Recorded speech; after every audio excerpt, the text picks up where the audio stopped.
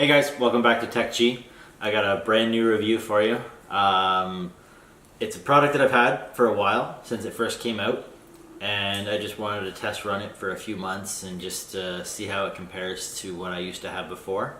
And what I'm actually talking about right now is the OnePlus 5T. Now, I've been following OnePlus for many years now, since they first came out with their OnePlus One. I ended up getting the OnePlus One on their invite system many years ago. I think it was about a little over 3 years ago, back in 2014, that the OnePlus One first came out, and I got it as soon as I could. So I used that phone for about 3 years before I ended up getting the OnePlus 5T. Typically, phones last me a few years. I see no need to really upgrade immediately all the time, but obviously as my phone does get older, it starts getting slower and slower. Doesn't have enough RAM, doesn't have enough storage, so I felt the need to upgrade to the OnePlus 5T. A lot of the noticeable features to mention about the OnePlus 5T is they did remove some of the large bezels that were on the previous models of the OnePlus 5 and before that as well. The phone does have an 18:9 AMOLED display. It's 6.01 inches and the resolution is 1080 by 2160.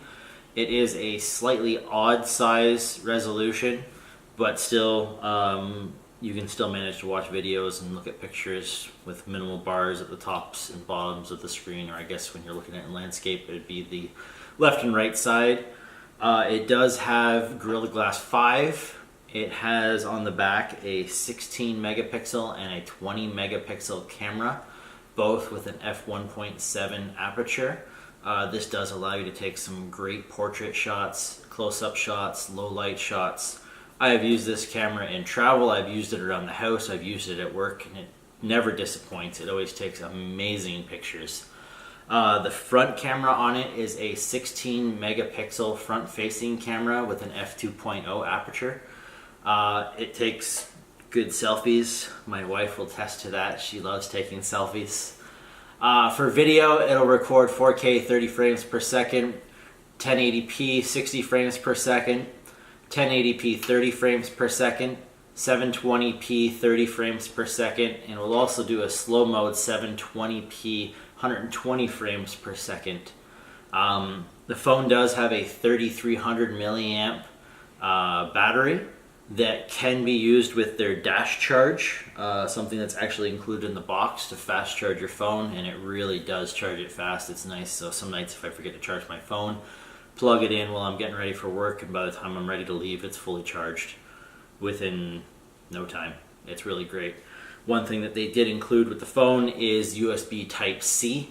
That is a great feature. Every phone should use USB Type-C. It's just great. You can plug it in any way you want. You don't have to worry about flipping it around or anything like that. It just always works.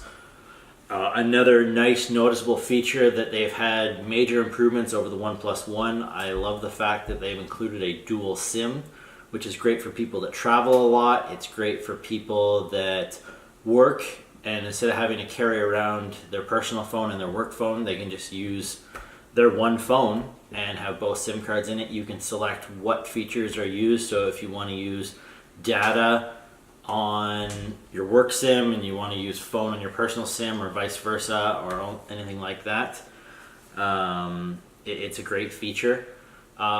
It does come in two variants. It has a 6 gig with a 64 gig storage, and there's the other variant with the 8 gig of RAM and 128 gig of storage. I did opt for the 8 gig with the 128 gig of storage. The reason I went with that is because my OnePlus One had 64 gig of storage, and at times I did find that I was around 90-95% of usage due to taking pictures and videos. And obviously if you're recording in 4K with this phone, you're going to use up a lot of space really quick on this phone, especially if you don't back up frequently on your computer and delete all your old stuff. A lot of times I like to keep some of my old stuff on my phone just for memories at times. It's really great. One thing that I do miss, or one thing that I've always wished that they came out with on their phones, is wireless charger. And I'm really hoping that one day they do introduce wireless charging into their phones, and I'm sure they will. For the fingerprint sensor, they did include a fingerprint sensor still. They removed it from the front, and the reason they removed it from the front was to reduce the size of the bezels, obviously, and then they added the fingerprint sensor to the back of the phone. And the placement of the back of the phone is absolutely amazing. I never have to worry about not hitting it when I pick up the phone. Whenever I pick it up, it's always in the perfect spot of my index finger. I've never had an issue with it. It's great.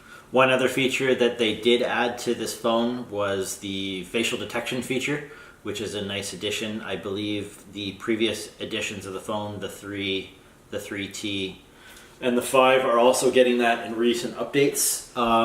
So once again, a lot of phones have been including facial recognition for unlocking your phone. The new iPhone has it. I find the iPhone to be a little bit slow with its facial recognition, albeit the iPhone should have better security with the types of sensors that they do use for their facial detection. But for a quick unlock of the OnePlus 5T, it has the security of the fingerprint sensor, and it also has the additional security of the facial detection if you want to have that. You don't have to use it. You can use it if you want to. One thing I did notice that if you want to check your notifications and you're using facial detection to unlock your phone, you have to look at your phone at a certain angle, because it will just instantly unlock in less than a second from the time that you actually hit the power button on your phone to look at your notifications. The phone has an aluminum frame, so it is actually very sturdy. It's very strong. I haven't had any issues with bending or warping of the phone in the last 3 months that I've been using it. It's really been a great phone. And once again, this is just one of those phones. OnePlus, one thing that they really did nice on this was they included a screen protector in the phone. Now it's just a thin plastic film screen protector, but you don't see too many phones that come with screen protectors these days. It also comes with a thin rubberized plastic material case. One of the nice things about that was the fact that the phone didn't have any third-party case support when it first came out, or very minimal third-party case support. OnePlus obviously had some of their own cases that you could purchase, some of the rubber bumpers, their carbon TPU bumpers, things like that. Their hard cases and their trademark sandstone cases. I didn't want to get any of those, so what I ended up getting was actually a Spigen case for the phone. I really enjoy that. It adds excellent protection. It looks great. It feels great. I've never had any issues with the phone slipping out of my hand or anything like that. I did eventually end up replacing the screen protector with a tempered glass screen protector, just because the visibility through the tempered glass is a lot better than the plastic film screen protectors. I've never been a big fan of those. But like I said, the features improvement from the OnePlus 1 to the OnePlus 5T obviously are significant. They've added fingerprint sensor, they've added more storage, they've added more than double the RAM. OnePlus 1 originally ran on Cyanogen out of the box. They've now started using Oxygen OS for the longest time. This originally came with Android 7 with Oxygen OS. It has been since recently upgraded to Android 8. And the Oxygen OS has been updated accordingly for that. It runs the Qualcomm Snapdragon 835 processor in this OnePlus 5T.